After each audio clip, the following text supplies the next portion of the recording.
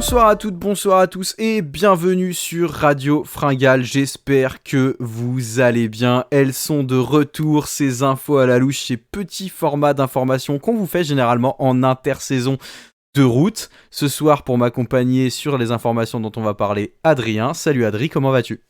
Salut la Torne, bonjour à toutes et tous. Écoute, ça va pas mal, hein. Fraîchement en ce moment. Là, j'ai mis les surchaussures, les gros gants d'hiver, la cagoule. Oui, parce que j'ai une cagoule aussi, hein, qui est très très pratique pour pas avoir froid aux oreilles. Tout à fait. Et voilà, les gros équipements pour quand même mettre le nez dehors.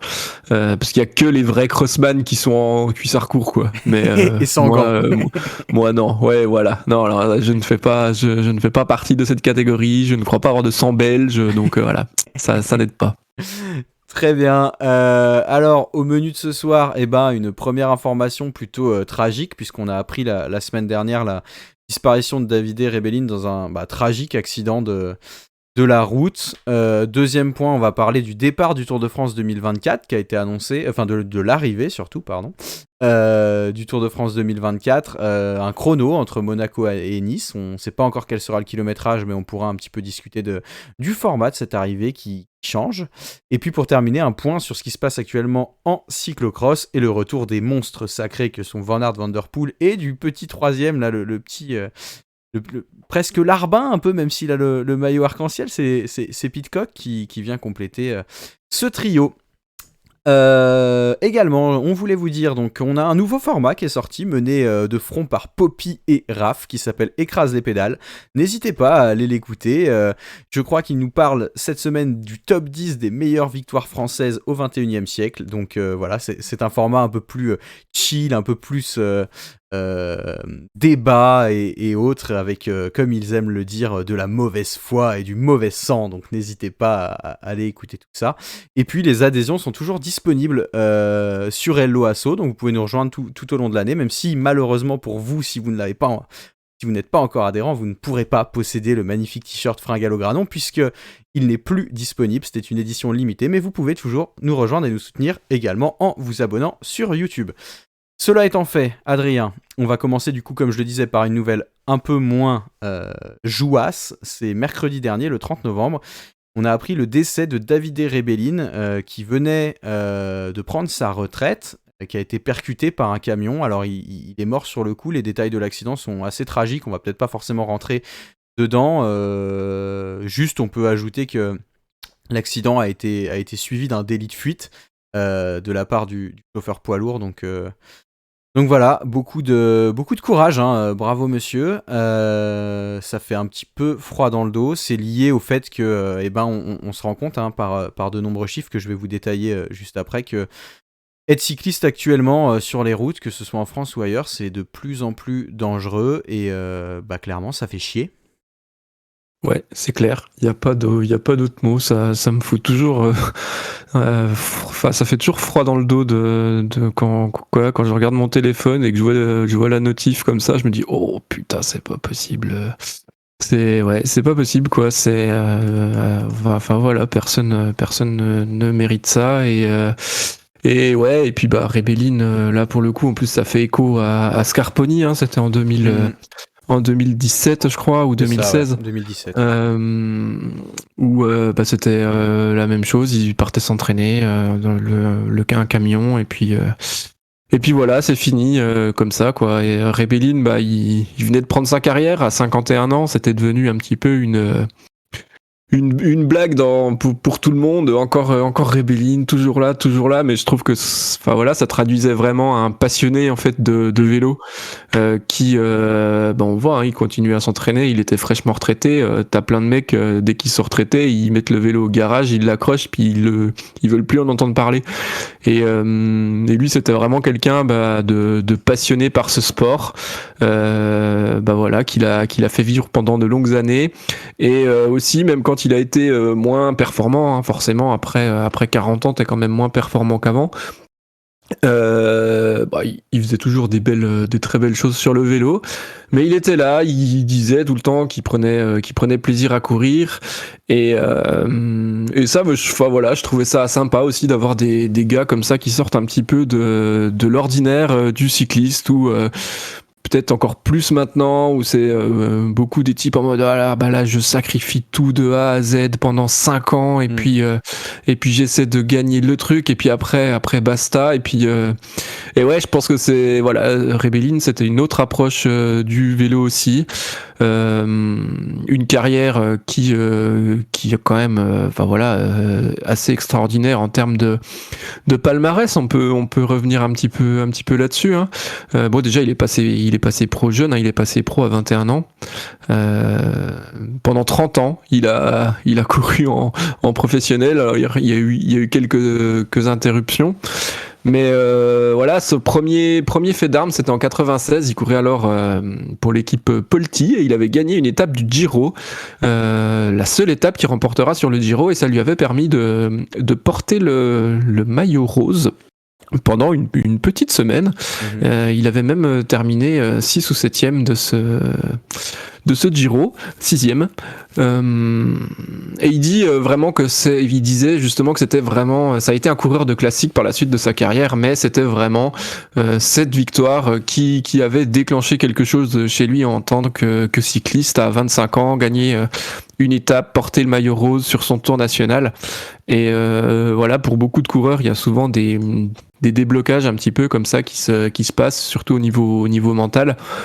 Et ça l'a vraiment lancé vers le haut. L'année d'après, il fait une très belle saison en remportant la Classica San Sebastian et le Grand Prix de Zurich. J'aimais bien cette course d'ailleurs. C'était une bonne classique d'après-tour pour grimpeur. Et ouais, je l'aimais bien. Voilà, ça c'est dit. J'ai quelques souvenirs étant gosse en regardant ça à fond. Voilà. Et après, il y a eu quelques années un petit peu plus compliquées. On l'a vu briller quand même sur des courses d'une semaine, où il a gagné Tirreno Adriatico en 2001. Il a un Paris-Nice aussi, je crois, non ? Un petit peu plus tard, c'est arrivé. Paris-Nice, c'était en 2008. Là, c'était l'époque Gerolsteiner. Bon, parce que oui, on va pas se mentir. Les bien nommés. Davidé, coureur italien, coureur italien des années 2000. Bon, Davidé, des années 90-2000, si tu veux, un moment. Au JO de Pékin, tu connais. Bon, voilà, il y a un moment, il y a de l'EPO. Il y a de l'EPO dans l'urine. C'est comme ça, quoi. Si t'as marché ces années-là, c'est qu'il y avait, il y avait un petit truc en plus. Donc, et qu'il y avait 3 lettres pour le coup. Voilà, c'est exactement. Et ça aidait beaucoup. Hein. La respiration au top après. C'est ça. Il faut pas le nier. C'était pas prévu de ne pas en parler, hein, bien évidemment.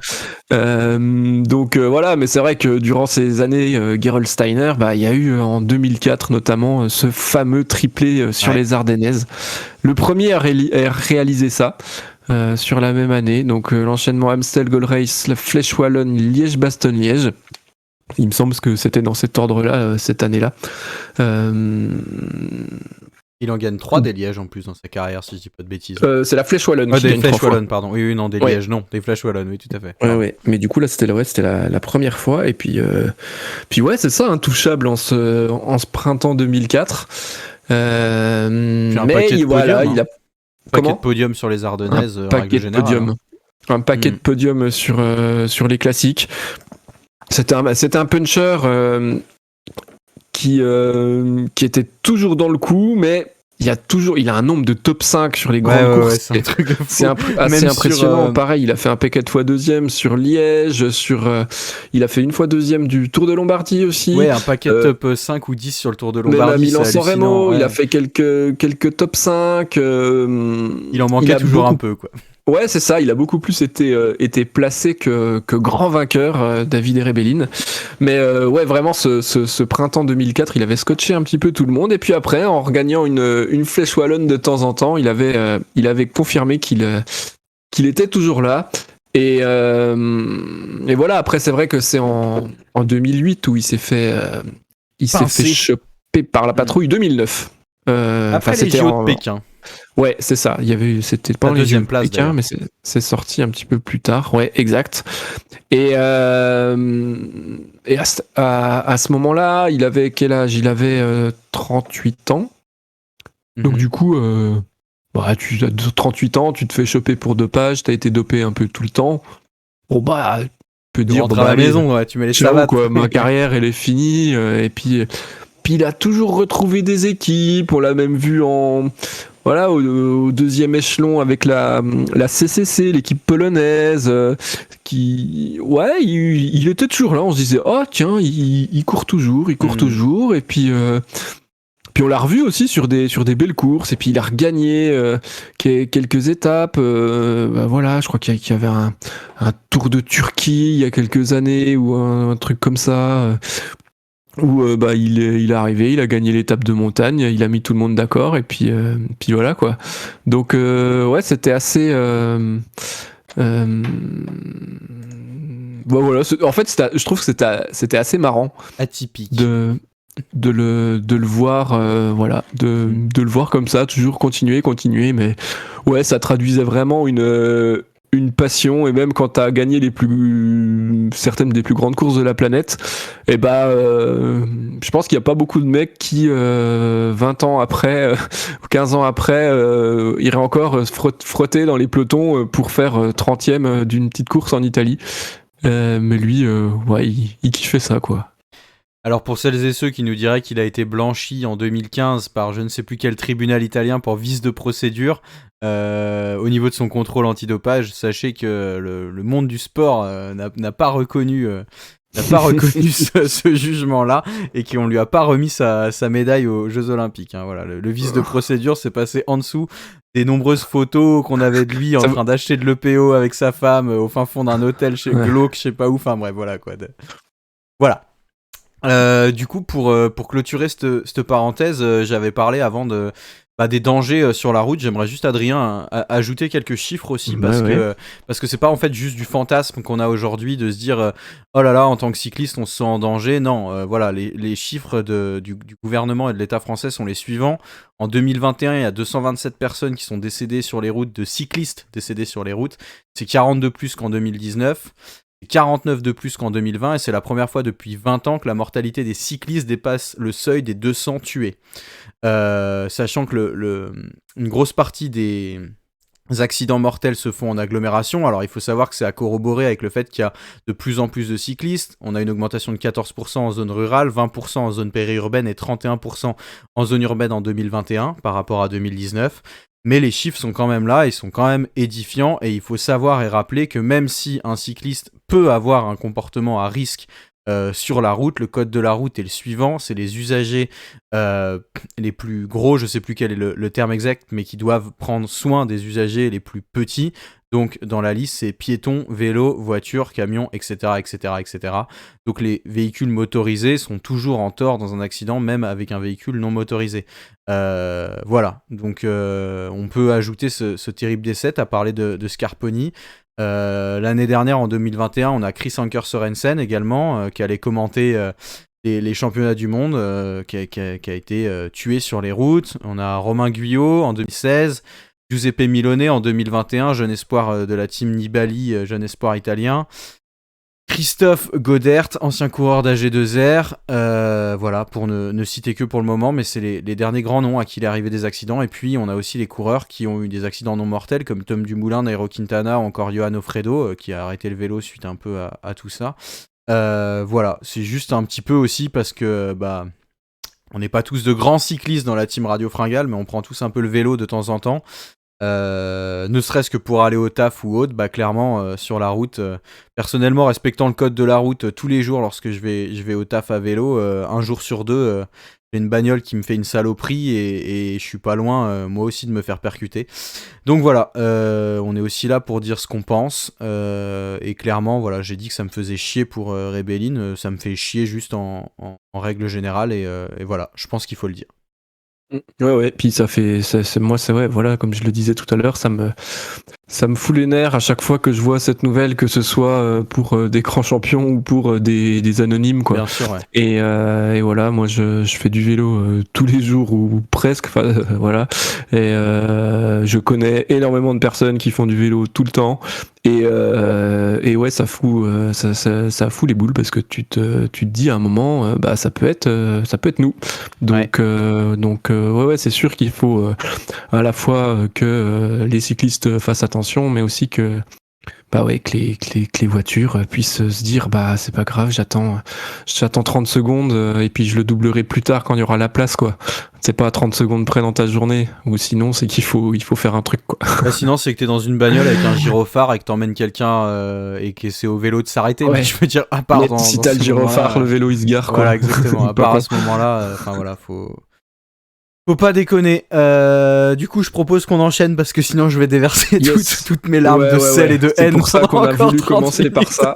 Voilà. Parce que là, clairement, je peux vous dire que j'ai les boules. Ça s'entend peut-être à ma voix, mais voilà. Du coup, on va enchaîner sur une nouvelle un peu plus jouasse, si on peut utiliser ce terme-là. C'est l'arrivée, j'ai dit départ tout à l'heure, et non, c'est bien l'arrivée du Tour de France 2024 qui a été annoncée. On se demandait un petit peu comment le Tour de France allait faire en 2024. Est-ce qu'il allait en avoir un, pas un? Est-ce qu'il allait être décalé? Puisque c'est la même année que les JO. Finalement, on a l'air de bien se diriger vers un Tour de France 2024 qui devrait se passer normalement en juillet et qui devrait se terminer par un contre-la-montre entre Monaco et Nice. Le kilométrage de ce chrono n'a pas encore été indiqué, mais Christian Prudhomme a dit en interview que ça tombait, je sais plus à quel moment d'anniversaire du cyclisme belge, enfin un truc comme ça, et que Remco serait le bienvenu. De là à laisser une vraie indication pour le parcours en règle générale ou simplement pour faire un coup de com', en tout cas, on terminera par un chrono, ce Tour de France, dans 2 ans. Ouais, c'est vrai qu'on avait, c'était un petit peu dans les rumeurs ces dernières semaines, la ville de Nice en arrivée décalée sur la promenade des Anglais pour à cause des JO. Et c'est vrai que moi, dès que j'ai un peu su ça et compris que ça quand même, on se dirigeait vers une arrivée autre qu'à Paris. Je me suis vraiment dit, j'espère qu'ils vont en profiter pour pas nous faire la kermesse de d'habitude, mais dans un autre endroit, ce serait un peu con, surtout que aller-retour de la promenade des Anglais pendant 20 bornes. Ouais, c'est ça. Enfin, 20 fois, une boucle de 20 on l'a aux Champs-Élysées, allez, c'est la plus belle avenue du monde, mais du coup, je trouve que c'était l'occasion de créer autre chose. On l'avait dit pendant la présentation du Tour, enfin moi en tout cas, je l'avais dit que cette dernière étape, j'avais envie qu'elle évolue, qu'elle change un petit peu, que de temps en temps, on sorte des sentiers battus, comme on pourrait dire. Et quand quand ça a été sûr que c'était Nice, je me suis dit bon, ouais, ok, c'est cool. Puis après, j'ai entendu, j'écoutais la radio dans ma bagnole, et là, contre la montre entre Monaco et Nice, je me suis dit waouh, ça c'est trop bien. J'espère juste que le tour sera pas plié. Ouais, et à ton avis, ça peut être un chrono de combien de bornes du coup? Tu penses qu'on va vraiment avoir un gros chrono ou on va plus partir sur un truc un peu... Il y a combien de bornes entre Monaco et Nice? Je sais pas, j'ai pas. Attends, je vais regarder ça.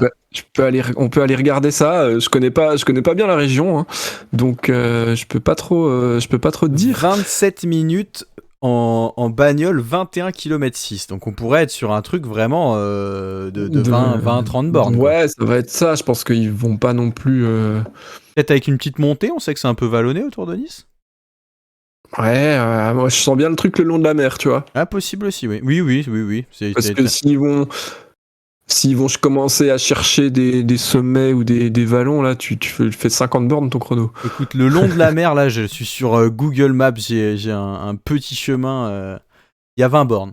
Donc ça pourrait être du 20 bornes le long de la mer, tout à fait. Bah voilà. Ouais, moi je le sens bien comme ça. Je le sens bien comme ça, avec l'arrivée sur la promenade des Anglais, l'arrivée qui va bien, et puis ça veut aussi dire que la veille et les jours d'avant, il devrait y avoir, j'espère, de la montagne, et de la haute montagne aussi, parce que là, dans le sud des Alpes, on peut aller chercher aussi des cols qui sont pas forcément les plus empruntés par la route du Tour, dont on a moins l'habitude d'avoir, et voilà, c'est toujours sympa aussi d'avoir des nouveaux parcours, des nouveaux cols, et ouais, voilà, du coup, c'est... Passera-t-on par le Granon?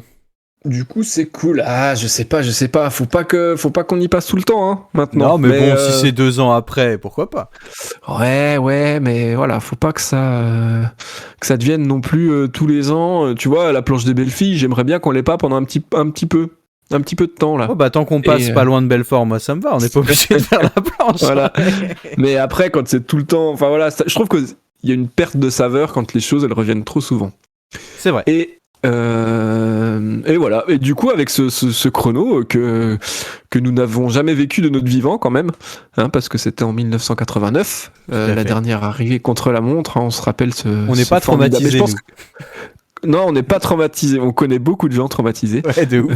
qui l'ont vécu en direct, mais on n'est pas traumatisés. On a été traumatisés a posteriori, donc du coup c'était moins gênant. Mais et je pense que c'est pour ça aussi que que les organisateurs du tour ils l'ont pas trop refait.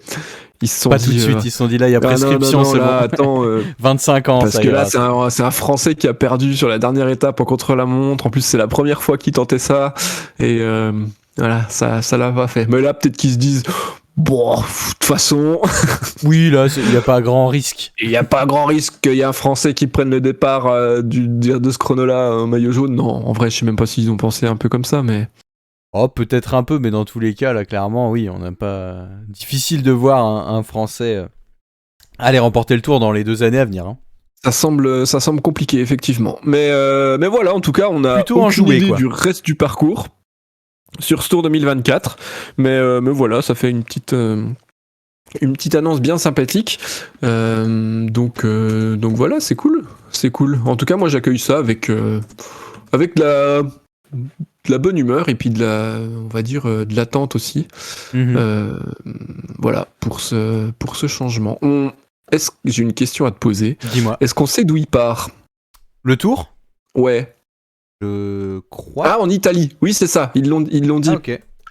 Ça part d'Italie avec un grand départ qui est prévu en Toscane. Ah oui, c'est vrai. Et notamment à Florence. Et puis 4 étapes en Italie. Et ça va pas aller voir l'ouest de la France, ça encore, à mon avis. Ça va râler sec. Tu sais, ils vont garder que le quart, sud-est. Franchement, tu pars d'Italie, ouais, si, t'as toujours moyen de. Ils vont prendre le bateau, tu sais, jusqu'en Espagne. Ils vont traverser comme ça. Ils vont prendre le bateau à Gênes, ils vont débarquer. Les étapes ouais, parce que 4 jours en Italie au début. Ta première semaine, elle est bien entamée. À moyen de faire une bête de transfert. Ouais, on verra, mais. Donc, ouais, on va voir. Et c'est la première fois que le Tour part d'Italie.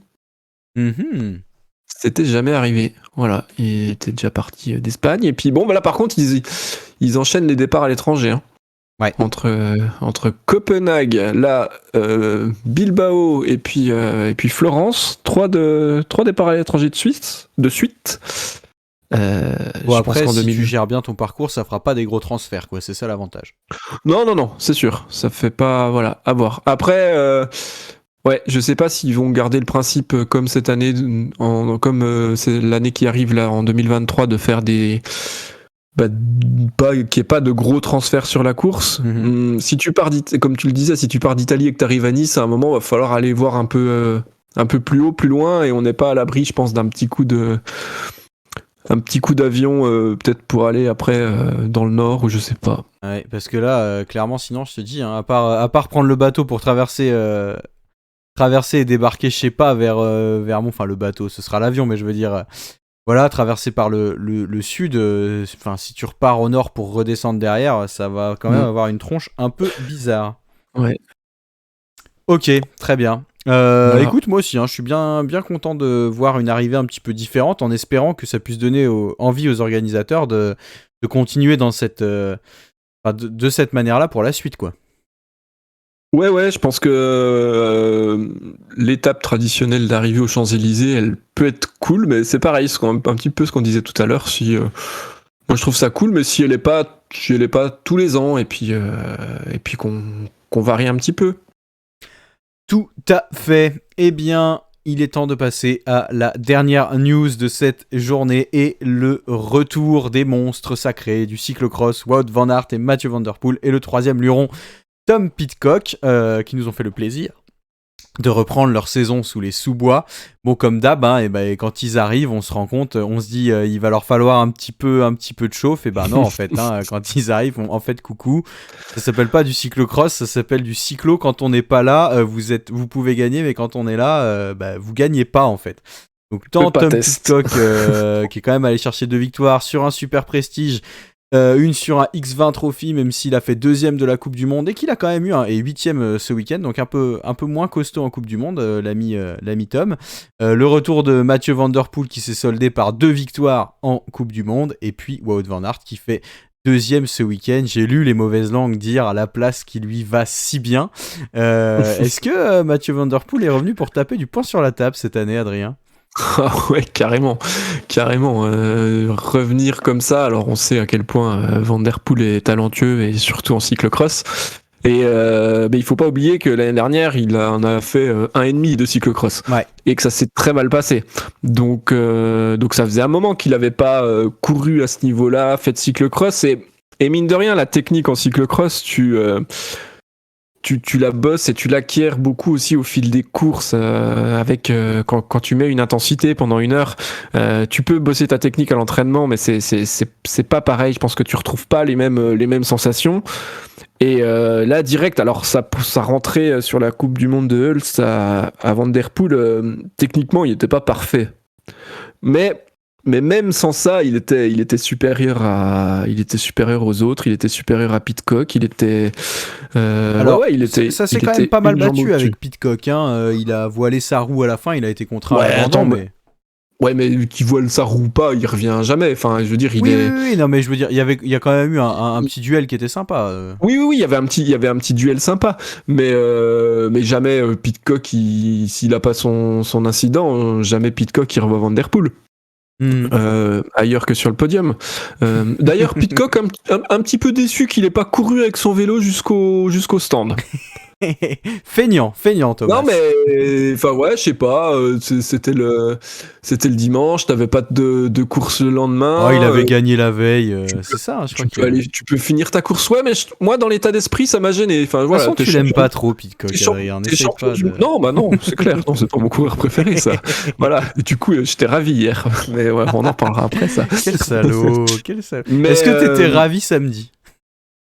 Quand on l'a vu éviter la chute magnifiquement là, sur un pied comme ça là. Samedi, j'étais rassuré parce que Van Der Poel, j'ai vu qu'il s'était pas fait mal. Ouais. Voilà. Alors pourtant on a cru à un moment, il est reparti vraiment sans la tronche et tout. On a eu peur. Ouais. Mais le fait qu'il finisse la course, c'était rassurant. Mais en tout cas, pour finir sur Pidcock, ouais, je trouve ça un peu dommage. Ça fait un peu ouais, je sais pas, ça fait un peu enfant gâté. Oh bah non, bah du coup, voilà. Et je pense qu'il y a plein de mecs qui auraient couru. Alors certes, c'était le poste, il était loin. Oui. Mais je pense qu'il y a des mecs qui auraient couru avec le vélo et puis qui auraient fini la course juste pour le principe. Voilà. Moi, ça m'a un petit peu. Voilà, ça a fait un peu la petite starlette là et voilà, ça m'a saoulé. Oh, je te dis, il avait une victoire la veille. Clairement, il s'est dit, je vais pas aller choper froid là. Rappelle qu'il a eu 2 fois le Covid l'année dernière. Quand tu cours, tu chopes pas froid. Hein. Non, mais bon, voilà. Non, moi je le défends, Tom. Je trouve que t'es dur avec lui. Moi, je trouve que c'est plutôt un vaillant. Un vaillant. Un vaillant, ouais. J'ai pas peur de le dire. D'accord. Et alors, l'ami Van Aert qui a décalé un petit peu son retour suite à son petit virus qu'il a chopé là. Hier, il finit à une vingtaine de secondes de Mathieu Van Der Poel. Qu'est-ce que t'en as pensé de sa reprise ? Est-ce que tu penses qu'il va être un ton en dessous ? Ou est-ce que clairement, voilà, c'était sa course de reprise, on peut pas vraiment tirer de choses de ce qu'on a vu hier ? Ouais, il m'a impressionné aussi, hein, parce que pour une course de reprise, il était quand même dans le tempo. On voit il fait un départ de folie, il est en 2e ligne, il est 2e juste derrière Van der Haar au premier virage. Il prend tout de suite la course en main. Donc déjà, on se doute que de toute façon, il allait pas revenir sur les courses à court de forme. Mais voilà, c'est comme Van Der Poel, quoi. Même si techniquement c'était pas parfait pour une première course, franchement, je l'ai trouvé quand même très bien. Alors c'est sûr que par rapport à Van Der Poel qui avait fait que 2 crosses en plus, mais quand même, je pense que ça joue un petit peu. Il était pas ridicule, il était en dessous de Van Der Poel, mais je pense que c'est aussi trop tôt pour se dire que Van Aert va tout le temps se faire battre par Van Der Poel et qui va être deuxième et que machin. Moi, je me suis surtout dit en voyant la course qu'on allait avoir droit à un sacré duel pendant tout le mois de décembre et jusqu'au championnat du monde. Parce que c'est la reprise de Van Aert. Même si on sait que Van Der Poel est quand même, selon moi, légèrement supérieur à chaque fois. C'était aussi il y a 2 ans. Ça peut évoluer aussi cette année. On ne sait pas forcément comment, mais ce serait trop tôt pour tirer des conclusions en se disant ah bah non, ça y est, Van Aert il va se faire battre à chaque fois. Par contre, je pense que c'est assez tôt pour dire que les deux sont largement au-dessus de tous les autres coureurs au départ d'un cyclocross. Et que clairement, quand les deux ils sont là et qu'il n'y a pas de soucis, qu'ils sont en forme, le reste ils se battent pour la 3e place. Celui qu'on voit s'éteindre un petit peu là de plus en plus depuis quasiment le début du mois de novembre, mais un peu avant, c'est Elie Zerbit qui avait fait un début de saison ultra canon, et là il touche plus un podium, le pauvre Elie. Un classique. Franchement, chaque année, il fait la même chose. Il a fait 3e à Just. Oui, mais en fait, cette année, c'est peut-être un petit peu moins cata que les autres années. Encore que l'année dernière, il avait eu un mois de novembre plutôt correct. Et c'était un petit peu après qu'il avait moins gagné. C'était en décembre. Mais en 2020-2021 et puis en 2019-2020, c'est pareil. Il avait eu un gros début de saison et puis après, toujours ce moment de creux. Et on l'a vu dimanche aussi. Il est très mal parti. Il s'est jamais mis dans le rythme. Il fait une 6e place qui, selon moi, reflète pas son niveau. Pas forcément par la 6e place, mais par la façon dont s'est passée la course. Il était derrière tout le long. On l'a jamais vu avec Van Toerenhout, Sweeck ou Van der Haar un peu à la lutte ou aller titiller le podium. Et ouais, ça, je sais pas trop comment sa saison va évoluer, mais on a vraiment l'impression que c'est un gars de début de saison, Zerbit. Il aime bien les cyclocross aux États-Unis, Elie. Voilà, c'est tout. Voilà, ok. C'est peut-être ça. Et bah écoute, je pense qu'on a fait le point. On rappelle qu'il faudra absolument suivre cette magnifique semaine entre Noël et Nouvel An, où là, je crois qu'en plus Mathieu Van Der Poel et Wout van Aert vont faire, ils sont alignés sur 3 cyclocross d'affilée, quelque chose comme ça là. Il faudra être là. Hein. Ça va être carrément cool, ça. Je pense qu'il y aura tous les grands noms. Il y aura aussi Pidcock qui va bien sûr être là. À l'affût. À l'affût, voilà. J'espère qu'il sera plus à l'affût que dimanche et puis qu'il va retravailler ses starts. Parce que franchement, quand t'es champion du monde et qu'après la première ligne droite, t'es 30e, ça fout mal. Donc, peut-être a-t-il eu un ennui ou je sais pas. Parce que d'habitude, il part pas trop mal, Tom Pidcock. Ah, je trouve que, en fait, d'habitude, ouais, mais je trouve que cette saison-là, depuis sa reprise, il part pas bien. Sur le premier virage, il est pas bien placé. Alors au début, les 2 premiers crosses, je me suis dit bon c'est le rythme, le départ, c'est un effort particulier, voilà. Mais là encore, il est parti 2e ligne comme Van Aert et voilà, je sais pas. Ou alors faut qu'il change ses cales parce qu'elle clipse plus, mais du coup, non. Et puis bon, après dimanche dernier, même indépendamment de ça. Il était pas du tout dans le rythme. Enfin, je pense qu'il était dans une très mauvaise journée aussi, parce que il était pas dans le rythme. Il se fait un petit peu larguer à la fin quand il remonte. Il était 7e au mieux. Non, c'était pas terrible. Mais bon, le garçon a du caractère. Je pense qu'il va rebondir. Tout à fait, écoute Adrien, je crois qu'on a fait le tour sur ces différentes infos qu'on avait à vous proposer. Comme on vous l'a dit en début d'émission, n'hésitez pas à aller suivre le nouveau format de la chaîne mené par Poppy et Raph écrase les pédales, émission sortie en début de semaine.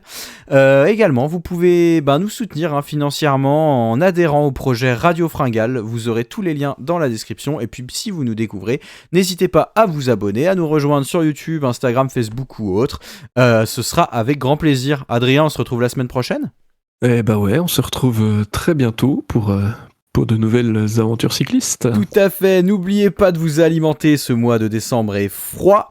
Et puis bonne soirée à vous, mesdames, messieurs. Au plaisir de vous revoir tout bientôt. Ciao, ciao. Salut, ciao ciao.